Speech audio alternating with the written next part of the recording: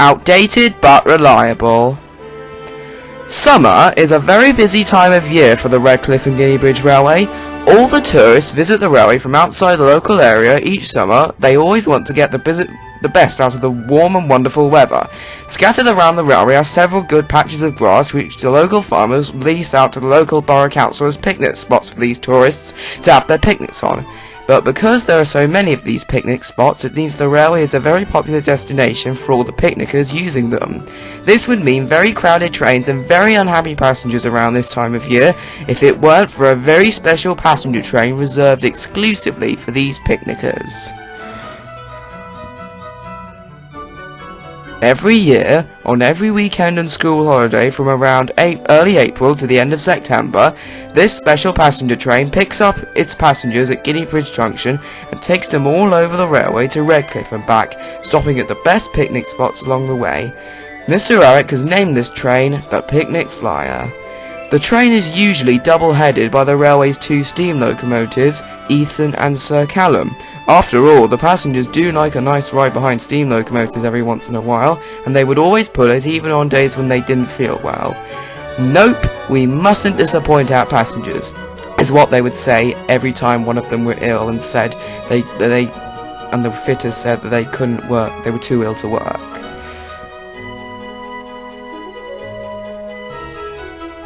Then they would go up and pick up their passengers at Guineabridge Junction and take them in their coaches to the best picnic spots on the railway. And when they stopped to drop them off, they would say, "Please be all ready when we come back for you, otherwise you might miss your connecting train back home and that would never do for you."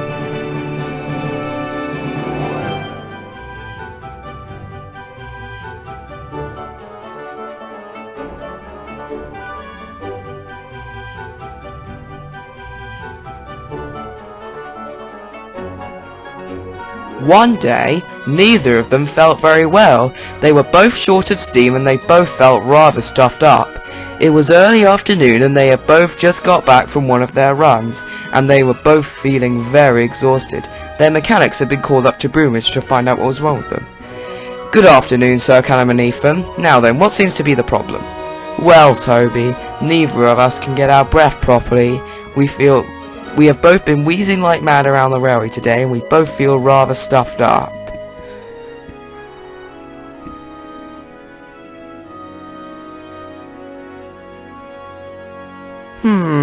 I know what the problem is. You both need new boiler tubes. However, there is just one problem with filling you with new ones. And what is that?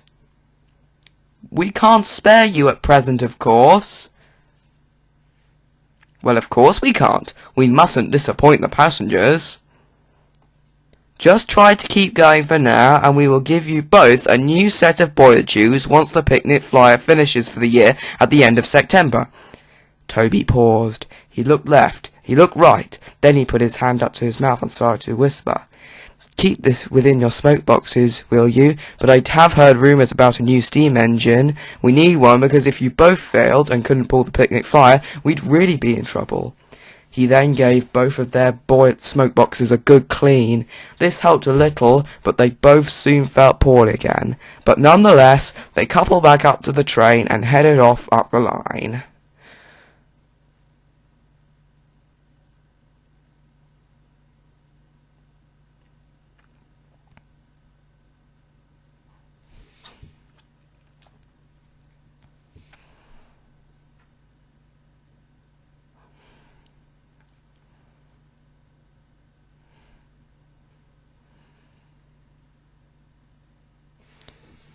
The run went pretty much as smooth as it can possibly be.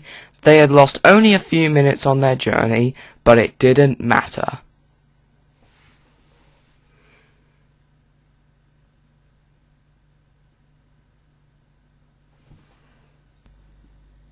When they got back, though, Toby gave their tubes another good clean. And their smoke boxes too. They had just finished, and Sir Callum and Ethen were just about to leave for their last run of the day when Peter rolled in with the freight train. "Hello, old-timers. Feeling it again? Out of path?" "Nothing of the sort. This is routine maintenance." "Tell you what, you're both getting old. Us diesel and electric engines must all agree to take care of you two steamers in case you break down." "Humph! That won't be until the day pigs fly." And with that, the two steam engines left the station on their last run of the day. Sir Callum couldn't stay cross for long though. It was a lovely evening. Couldn't be better, couldn't be better.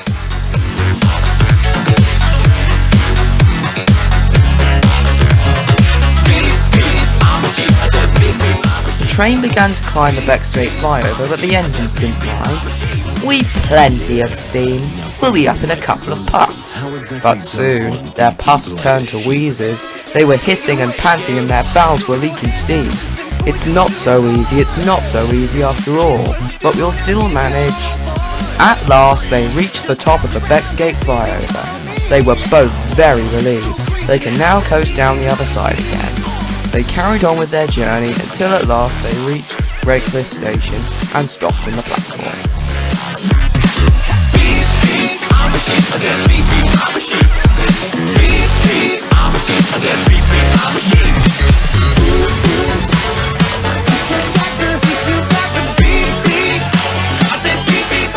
Then their fireman examined them both carefully, whilst anxious passengers waited for news. At last, the news came from down the line.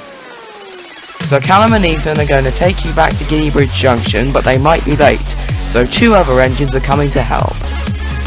Don't worry, you'll still catch your connecting train."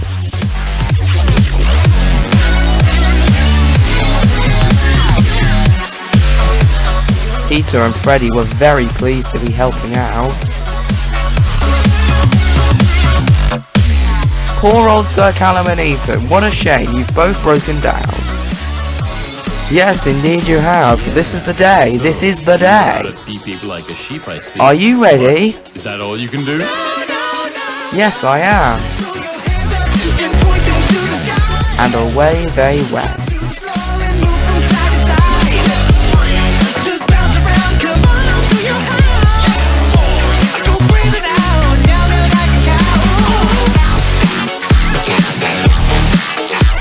When they reached the junction, the cavalcade split up. All the passengers in a hurry to catch their connection back home got on board Sir Callum and Freddie's train, and they took the shortcut to Guineabridge Junction. An extra coach was added onto Ethen and Peter's train, and all the other passengers stayed on board. "Fancying me rescuing Ethen. This is the day, poor old engine, poor old engine." But Ethen still had plenty of steam left.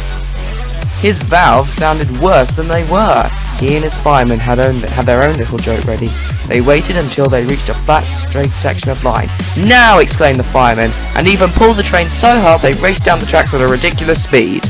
The noise echoed everywhere. When they reached the last station, all the passengers cheered for them. "What happened?" asked the boy to his father. "They don't usually need both a steam and a diesel engine." "Well, son, Peter here broke down. Ethen had to help him and bring him back here." Ethen chuckled. He and his driver's trick had worked. "Fiddlesticks!"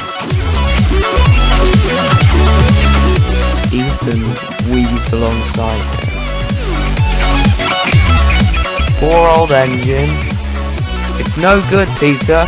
I may be outdated, but I'm certainly still reliable." Soon after, Ethen was waiting for Sir Callum at Nufford Airport. Sir Callum had left with Freddie a few minutes before Ethen and Peter had arrived, and had taken them back to Redcliff, having played on a joke on him too. Now he and Ethen had to take the coaches back home to Redcliff with them. "Hi, Sir Callum. How did it go?" "Oh, you should have seen the look on Freddie's face when I surprised him with my strength. It was hilarious, and I heard about your joke too. Yeah, it was hilarious for me too. We taught those youngsters a jolly good lesson, didn't we? Indeed we did, Ethan, indeed we did. And the two steamers puffed off home with their train.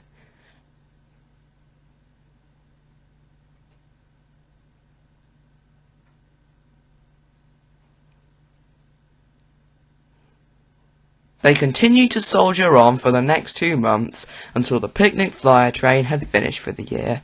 Then they were stored out of service until at last their brand new boiler tubes finally arrived. Mr. Eric proudly presented them. Oh dear, someone squashed them. Don't worry, Sir Callum, these tubes are something very special indeed. You will both soon see. At first, the other engines teased them about their new flat boiler tubes and called them the Flat Tube Brothers, but they soon proved to be useful. The new boiler tubes were specially manufactured and they could make puffing much easier.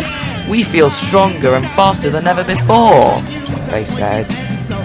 Even Peter seemed impressed. I can't understand it. Sir Callum and Ethen just seem to put no effort into it at all. They make passenger work look so easy. The engines don't tease Sir Callum and Ethen about their special boiler tubes now. They wish they were as strong as powerful as them instead.